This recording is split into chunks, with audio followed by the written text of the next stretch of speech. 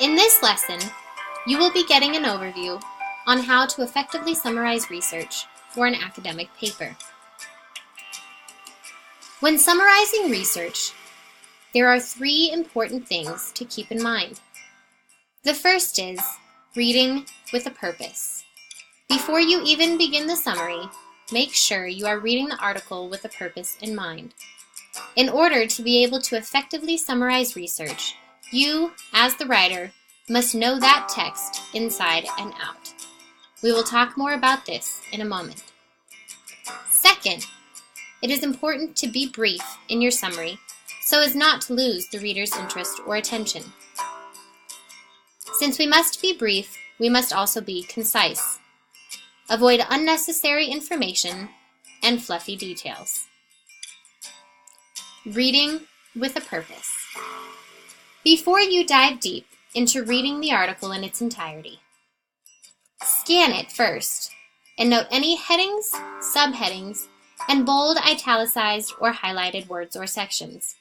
These are usually the main points of the research being presented. After scanning the text, read the abstract or introduction, and then read the conclusion. This will give you an overview of where the author is beginning and where they will eventually end. You are now ready to take that journey with them. Finally, read the entire article in depth and closely, taking note of the main points being presented. You now know the article well enough to write an excellent and effective summary. When writing your summary, remember to be brief and be concise. One paragraph is ideal. You will occasionally need more depending on the length of the article or text. But in general, one paragraph should be just right for summarizing the research. You want to add enough information to effectively summarize, but not so much information that you will lose the reader's interest or attention. What should you include? In your paragraph, you want to introduce the text and author, as well as their thesis. You then want to include the big ideas and arguments that they present, especially those pertaining to what you will be talking about in your paper.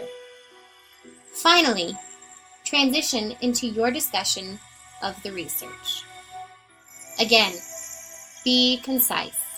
Make sure to include all the information important to your paper while not leaving out anything important to the author.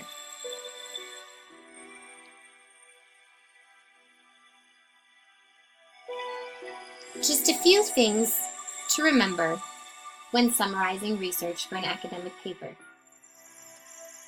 Do not be too wordy. Having said that, make sure you are precise and concrete in the words that you do use.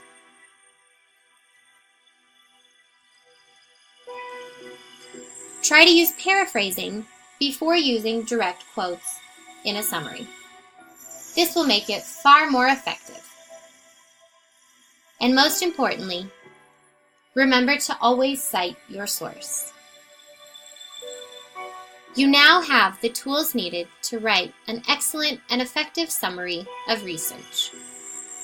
Good luck and happy summarizing.